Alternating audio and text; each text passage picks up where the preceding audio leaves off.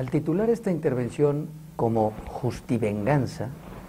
no es gratuita para mí la mezcla de dos vocablos que para unos van de la mano y para otros se contradicen. La justicia, como bien definió Ulpiano, es la constante y perpetua voluntad de dar a cada quien lo que le corresponde. La venganza, que supone un mal primario para el vengador, fue asimilada milenariamente como un acto de justicia, bajo la tesis de que el que la hace la paga, mexicanismo que se traduce en aquella condena establecida en la ley del talión de ojo por ojo y diente por diente. Como sea que se pretendan las cosas, lo cierto es que el que comete una falta en contra de otro tendría, en justicia, la capacidad de vengarse, con la sola limitante de proporcionar la venganza al daño causado con la falta. Así las cosas, todo aquel que causa un daño debe repararlo, y en materia sociopolítica, esta sentencia tendría que ser aplicable a todos los miembros de la sociedad para poder así aplicar la justivenganza, porque de otro modo nos quedaría solo la venganza. No obstante lo anterior, algunas teorías modernas, que en lo personal asumo plenamente, se han alejado de estas sentencias para dejar a Dios y a su justicia divina el emparejamiento de los carteles, y en su lugar justificar las penas privativas de la libertad como parte de un proceso de rehabilitación social a quienes no han sabido comportarse en sociedad y representan un riesgo patente para el resto de sus miembros. Aquí no se habla de que quien mata a una persona debe resarcir a los deudos o a la sociedad con el castigo de su encierro,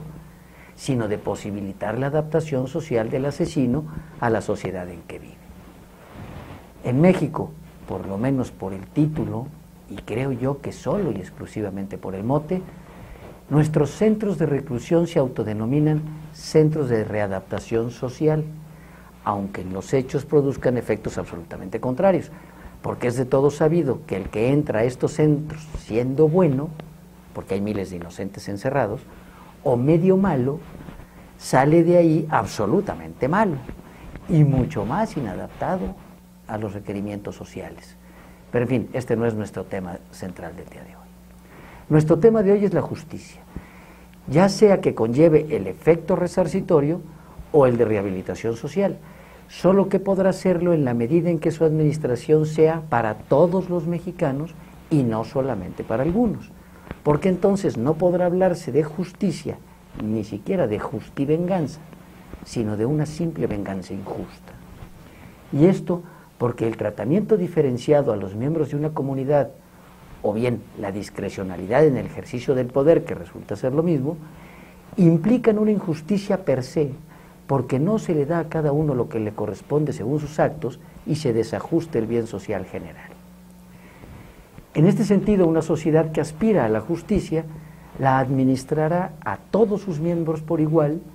trátese de quien se trate, en todo momento y con reglas claras para todos, y por lo menos así la equidad quedaría garantizada. Por el contrario, una sociedad enferma hablará de justicia en su discurso, pero nunca la alcanzará en los hechos, cuando sanciona conductas a unos y a otros no, o cuando el filo de la navaja se matiza diferente, según de quién se trate o las conveniencias del monarca. México, con mucha tristeza lo digo,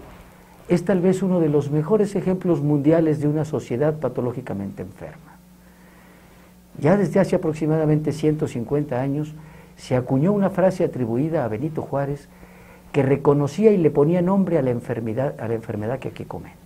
cuando dijo: a los amigos justicia y gracia, y a los enemigos justicia a secas. Hoy en día, si me lo permite el autor de tan falaz sentencia, diría que sus alcances en México son aún más graves que en antaño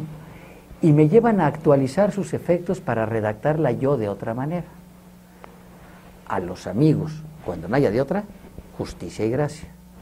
A los enemigos, justicia pronta y expedita. Y a los que no son ni amigos ni enemigos, y ahí estamos la mayoría de los mexicanos, justicia a precio. No podemos desconocer la gran cantidad de personas que actualmente ocupan nuestros centros de rehabilitación social, que por ninguna falta o por algún delito menor se encuentran ante una administración de justicia tan lenta y tardía que purgan penas de meses o años sin estar siquiera condenados a ellas. Tampoco podemos desconocer las muchísimas personas que, aun siendo públicamente delincuentes, no son atraídos por la justicia dada su lealtad al sistema político en turno, y que solo serán llamados en el momento y siempre y cuando se hubieran vuelto incómodos o abiertamente enemigos del monarca. De todos ellos se saben y se conocen sus faltas, delitos y sus consecuencias. Incluso se tienen guardadas y clasificadas en los archivos oficiales, pero se reservan las acciones para el momento de necesidad. Y entonces, llegado el momento, los servicios de inteligencia, que más de 20 años no lo fueron tanto, nos sorprenden con una eficiencia digna del primerísimo mundo al integrar un expediente de más de 6 tomos,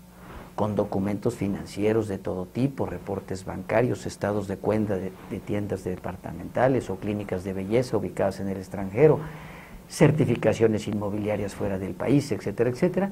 para que en un solo día un agente del Ministerio Público los reciba, ratifique, examine,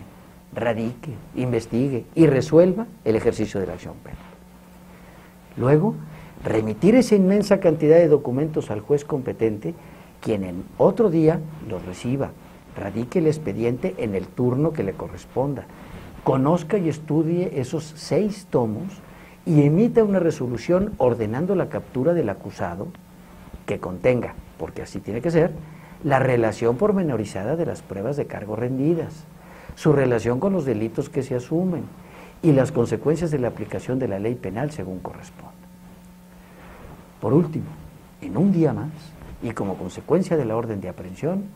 girar y remitir los oficios a la autoridad que debe ejecutar la captura, la que los recibirá desde luego, asignará un grupo de policías ejecutores, diseñará la logística de la aprehensión y la ejecutará materialmente. Todas estas acciones, como repito, en unos muy pocos días. En fin, no aspiro a que todos los miles de casos que actualmente existen abiertos en las jurisdicciones penales del país se lleven a cabo con la altísima eficiencia que acabo de describir. Esto sería en cualquier parte del mundo simplemente imposible.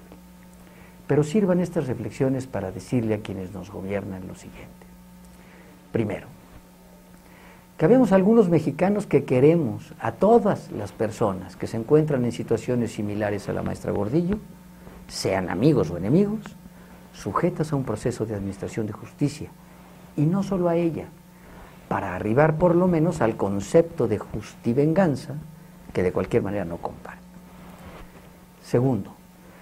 que tomemos el modelo de la máxima eficiencia ministerial y jurisdiccional demostrado en este triste caso y lo apliquemos, aunque sea medianamente, a todos los mexicanos sujetos a procesos penales. Tercero, que ahora que se habla tanto de cambios y reformas, nos apliquemos primero a definir los principios ideológicos que sustentan la aplicación de las penas para después imponerlas según ellos. Construir un México nuevo o insistir en un México mediocre. Hasta la próxima.